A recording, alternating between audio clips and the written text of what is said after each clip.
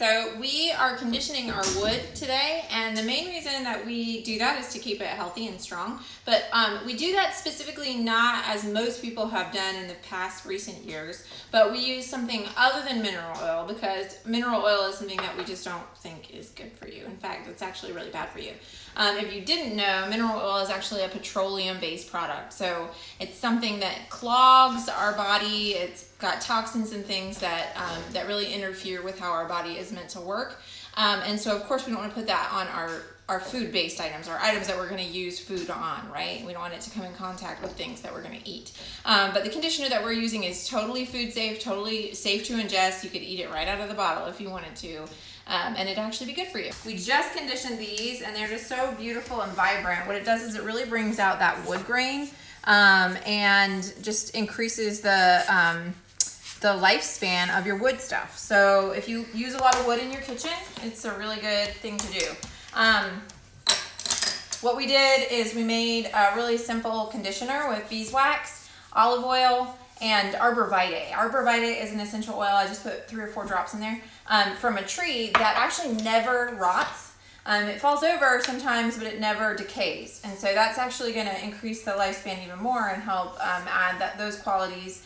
It's also very antibacterial, antiviral, all those things. So it's just a really good thing to add to your mix, what you're doing here. So we've already done several of our boards. Let's see here if we can show an example. Okay, so this is a good example because this is kind of the before, and then you can see the after. And this board gets a lot of use. It's got a lot of stains on it, and it probably could use a good sanding just to get it back to that original finish. But we didn't do that. We didn't sand it at all. And actually, Levia here is finishing up our spoons. So we did all our spoons first, and all we did is apply that in a thin layer, as thin as you can get it, and then rub the excess off with a rag.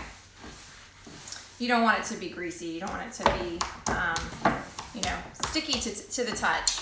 But it gets pretty dry after that, and the rest will really absorb into the wood and just keep it really pretty. I mean, it really kind of buffs up. Our spoons now look really beautiful instead of kind of dried out and old. So it's just one of those simple things you can do to kind of improve your house. And in the olden days when they relied more on wood spoons and things like that, cutlery, this is something they would do on the regular. It's not something you could skip until they switched over to silver and now steel and aluminum and whatever else people use mainly. But that's just something that we thought you might enjoy.